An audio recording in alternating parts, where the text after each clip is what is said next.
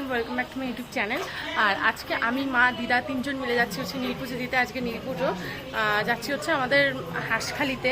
যারা বগুড়ার আশেপাশে থাকো অবশ্যই হাঁসখালিটা চিনবে, তো সেখানেই যাচ্ছি।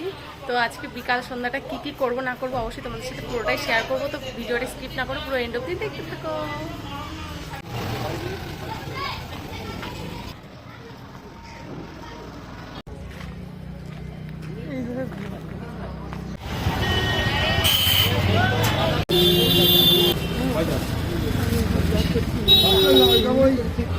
মোড়া সরকার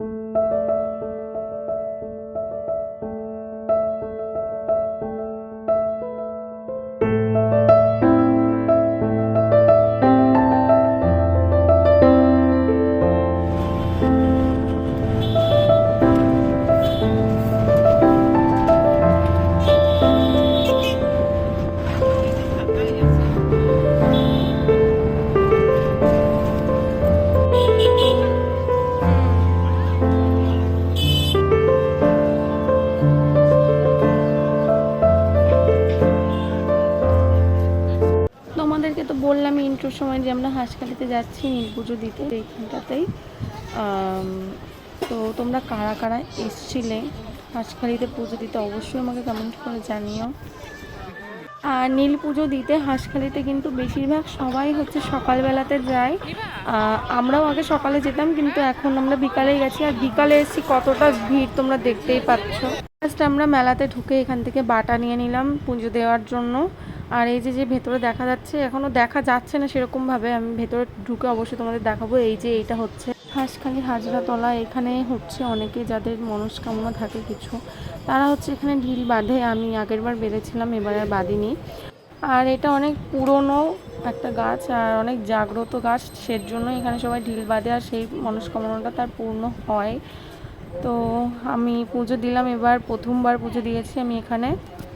দিদার হয়ে গেছে কমপ্লিট পুজো দিয়ে, এবার আমি আর মা যাব।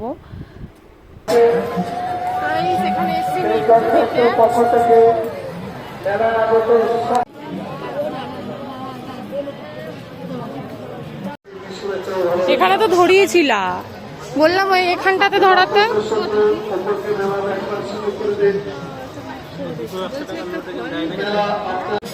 পুজো দেওয়া পুরো কমপ্লিট হয়ে গেছে। এই যে আমি আর মা দুজনে দিলাম, দিদার আগেই দেওয়া হয়ে গেছে। তো এখন তো বেরোবো।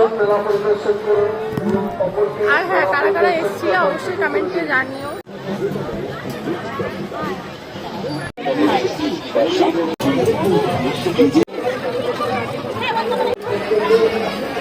কিছু খাওয়া দাওয়ার পর আমরা মেলা থেকে বেরিয়ে যাচ্ছি। আর দেখো কতটা ভিড়, রাত হয়ে গেছে, তাও অনেকটা ভিড় হয়েছে। এবার চলো আজকের মতো এইটুকুনি। ভিডিওটা ভালো লাগলে লাইক কমেন্ট করে দিও, আর চ্যানেল নতুন হলে অবশ্যই সাবস্ক্রাইব করো। চলো টাটা, বাই।